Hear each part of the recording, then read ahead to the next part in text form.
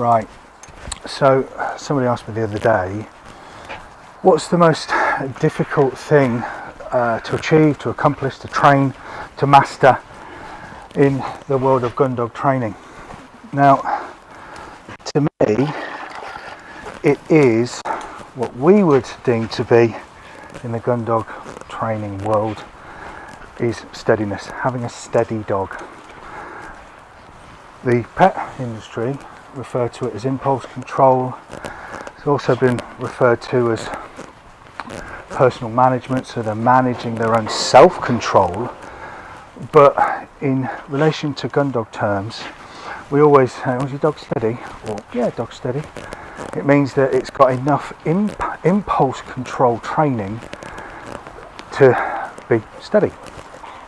So very, very difficult, and probably the most difficult thing to train an effective gun dog is reliable impulse control, where these guys are happy to do nothing but sit and watch until they are told to do something.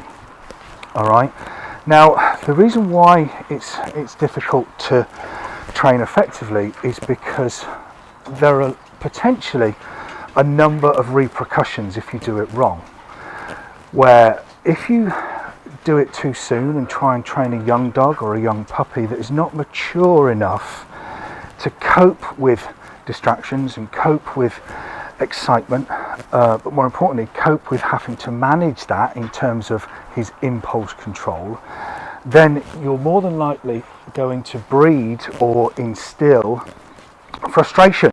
Frustration then follows on from, "Oh, that's nice, thank you, mate." Not scripted, not edited. Again, frustration breeds whining, breeds barking, breeds overexcitement, over threshold, over the boil, call it whatever you like. So you don't want to be too quick to start looking at steadiness training or impulse control when a young dog is not mature enough to deal with what's going on around him or her. But then likewise, what you want to do is you don't want to leave it too late, because if you've given a dog, a sip from the golden cup of being unsteady or not dealing with impulse control effectively, it's very, very difficult to bring that dog back to them being calm, restraint, and have that personal element of self-control that we need. So, moving on. Another reason why it's so difficult is because we don't want to stifle enthusiasm. And that's why we need the dog to be mature. We're talking a year old, year and a half old, something like that, where a dog has got an element of life experience, has got an element of exposure in different environments, but more importantly, it's got an element of maturity to understand what we want it to do. Now, what we want it to do, and this is the difficult thing, is sit there, do nothing, don't make a noise, don't fidget, don't whine, don't bark, don't move, don't shuffle, but look at everything that is going on around you. Things running, things falling, things bolting, noises, a whole plethora of distractions that we do not want you to react to. All I want you to do is just sit there and be aware of what's going on. However, when I say your name or give you the acknowledgement that I want you to go to work or want you to go and do a job, I want you to go and do that job as quickly, enthusiastically, as rapidly, with as much energy, speed, style, vigour, pace, and all of that kind of stuff that you possibly can. As you can imagine, we cannot say those words to a dog.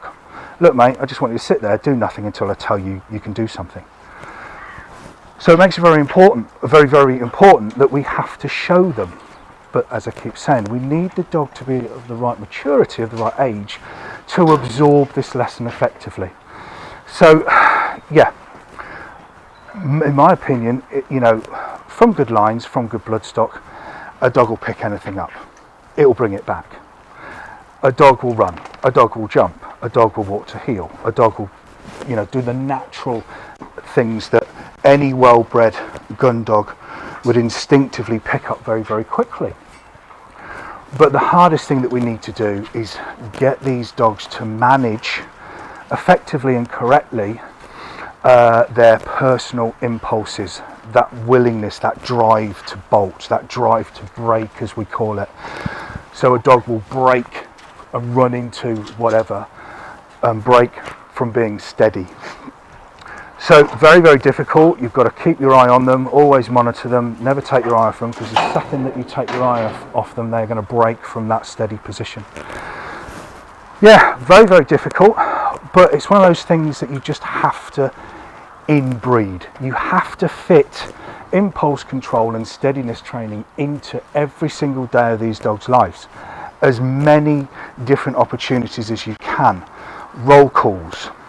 So if you've got a pack of dogs, anything that you do has to be done on the dog's name. So you've got 10 dogs sitting up there, you want them to get in the back of the truck. You would go A, B, C, D, E, and they would jump up automatically. Bowls of food.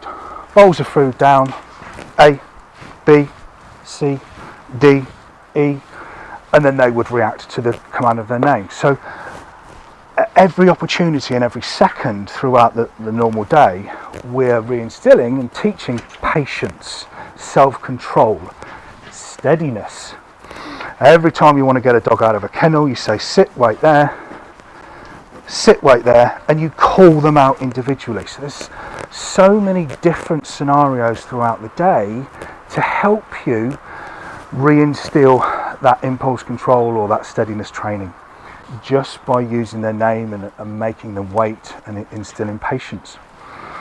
Yeah, for me it's getting a good steady dog that knows its job, knows its role, knows when to work, knows not when to work, knows when to switch it on, knows when to switch it off, but more importantly is patient enough and has got the right amount of self-control not to react when we don't want it to.